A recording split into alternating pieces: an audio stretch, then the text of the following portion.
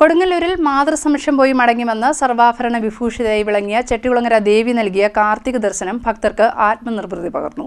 ഹരിപ്പാട് നിന്നും ഘോഷയാത്രയെ എത്തിച്ച തിരുവാഭരണം ചാർത്തിയുള്ള ദർശനം കണ്ട് പുണ്യം നേടാൻ നാടിന്റെ നാനാഭാഗത്തു നിന്നും വൻ ഭക്തജന പ്രവാഹമാണുണ്ടായത്.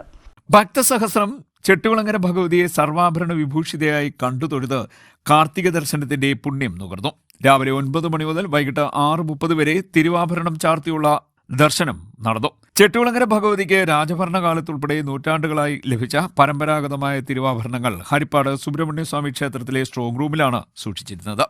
രാജഭരണകാലത്ത് നടക്കി സമർപ്പിക്കപ്പെട്ടിട്ടുള്ള അത്യപൂർവ തങ്ക തിരുവാഭരണങ്ങളാണ് സ്ട്രോങ് റൂമിലുണ്ടായിരുന്നത്. ശ്രീദേവി വിലാസം ഹിന്ദുമത കൺവെൻഷന്റെ അഭ്യർത്ഥന പ്രകാരം ഏതാനും വർഷങ്ങൾക്ക് മുൻപാണ് തിരുവാഭരണങ്ങൾ ഹരിപ്പാട്ട് നിന്നും എത്തിക്കാൻ അനുമതി നൽകിയത്. ഹരിപ്പാട് ക്ഷേത്രത്തിൽ തിരുവിതാംകൂർ ദേവസ്വം ബോർഡ് പ്രതിനിധികളിൽ നിന്നും ശ്രീദേവി വിലാസം ഹിന്ദുമത കൺവെൻഷൻ ഭാരവാഹികളും കരനാഥന്മാരും ചേർന്ന് ഏറ്റുവാങ്ങിയ തിരുവാഭരണമടങ്ങിയ പേടകങ്ങളുമായി കഴിഞ്ഞ ദിവസം ചെട്ടികുളങ്ങരയിലേക്ക് യാത്ര തുടങ്ങിയിരുന്നു. 4 പേടകങ്ങളിലാണ് തിരുവാഭരണങ്ങൾ സൂക്ഷിച്ചിരുന്നത്. കരക്കാർ ഊഴമിട്ട് പേടകങ്ങൾ തലയിലേന്തി. ഹരിപ്പാട് ക്ഷേത്രത്തിൽ നിന്നും പദയാത്രയായാണ് തിരുവാഭരണ പേടകങ്ങൾ ചെട്ടികുളങ്ങര ദേവീക്ഷേത്ര സന്നിധിയിലെത്തിച്ചത്.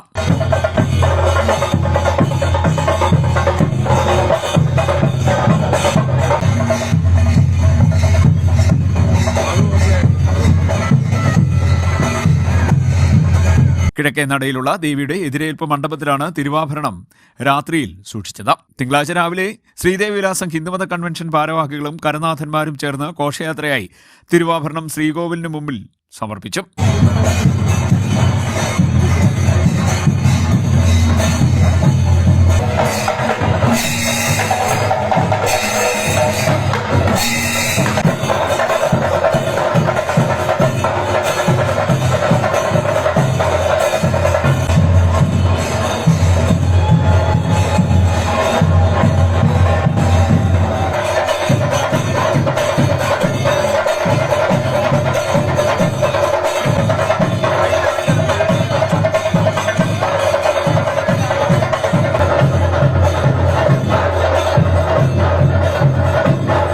തന്ത്രി, മേൽശാന്തി എന്നിവരുടെ മുഖ്യ കാർമ്മികത്വത്തിൽ ദേവിക്ക് തിരുവാഭരണം ചാർത്തി. തുടർന്നാണ് കാർത്തിക ദർശനം നടന്നത്.